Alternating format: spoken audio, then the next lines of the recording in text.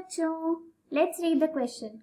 The question says, in C4 plants, the process by which C4 acid is converted into C3 acid in the bundle sheath cell is known as A. Carboxylation, B. Regeneration, C. Reduction, D. Decarboxylation. इस question में हमारा की concept है C4 या hatch and slag pathway. C4 pathway takes place in C4 plants. यहाँ पर होता है Kranz anatomy.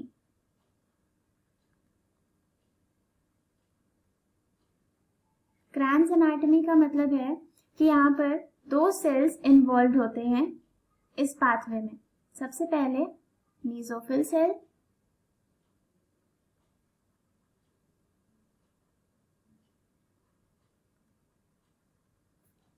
फिर यहाँ प्रेजेंट होता है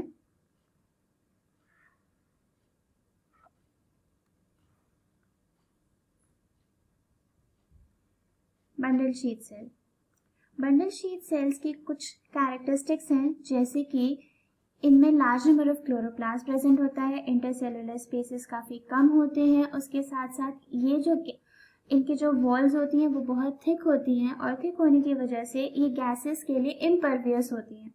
अब अगर ये गैसेस के लिए इम्परवियस हैं तो इनमें गैसेस आएंगी कैसे, जो कि हमें चाहिए कार्बन डाइऑक्साइड. तो कार्बन डाइऑक्साइड आता है मेसोफिल सेल के अंदर. यहाँ पर गैसेस एक्सचेंज होता है, CO2 एंटर करता है जो कि कंबाइन करता है फॉस्फोइनॉल पायरुवेट के साथ, और phosphoenol pyruvate which is a 3 carbon compound on addition of 1 more carbon gets converted into oxaloacetic acid. Oxaloacetic acid एक तरह का 4 कार्बन कंपाउंड है या फिर एक C4 एसिड है. ये C4 एसिड फिर कन्वर्ट हो जाता है मैलिक एसिड या मैलेट में. Malate is also a 4 carbon compound. फिर ये मैलेट बनाने का रीजन बस इतना सा है कि ये मैलेट को हम मेसोफिल सेल से बंडल शीथ सेल में ट्रांसपोर्ट कर सकते हैं. Malate is also a 4 carbon compound. This malate is now converted into pyruvic acid.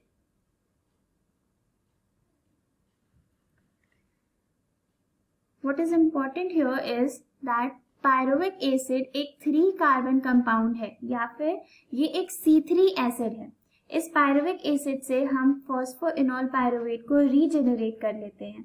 लेकिन ये जो प्रोसेस था, जब मैलेट पायरुविक एसिड में यानी कि एक C3 एसिड एक C4 एसिड C3 एसिड में चेंज हुआ था, यहाँ पर एक कार्बन डाइऑक्साइड का मॉलिक्यूल निकल जाता है जो कि एंटर करता है C3 साइकिल में, और इसी प्रोसेस के थ्रू, इसी C3 साइकिल के थ्रू ही यहाँ पर ग्लूकोज बनता है.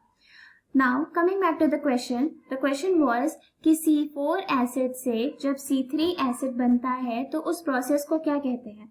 अगर हम ये पूरा पाथवे अपना फिर से देखें तो हम देख सकते हैं कि यहाँ पर C4 एसिड क्या था, मैलेट या मैलिक एसिड, जो चेंज हुआ है किसमें, पायरुविक एसिड में. तो जब ये C4 एसिड C3 एसिड में चेंज हुआ है तो यहाँ पर एक कार्बन निकला है. तो अगर एक कार्बन निकला है या एक कार्बन कम हुआ है तो इस प्रोसेस को हम कहेंगे डीकार्बोक्सिलेशन.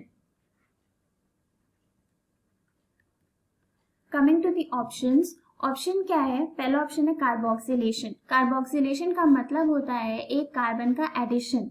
यहाँ पर इस प्रोसेस में, इस पर्टिकुलर स्टेप में कोई कार्बन का एडिशन नहीं हो रहा है तो कार्बोक्सिलेशन नहीं हो सकता.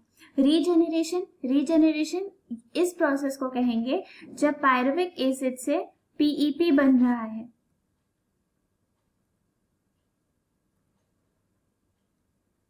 क्योंकि जो हमारा प्राइमरी एक्सेप्टर है वो यहाँ पर हमको वापस से मिल रहा है, तो ये प्रोसेस हो जाएगा रीजेनरेशन का.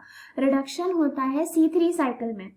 इस जो प्रोसेस हमने पढ़ा है उसमें कहीं भी रिडक्शन नहीं हो रहा है, लेकिन डीकार्बोक्सिलेशन हो रहा है. कब, जब C4 एसिड एक C3 एसिड में कन्वर्ट हो रहा है. So our final answer would be decarboxylation. I hope you understood well. Best of luck.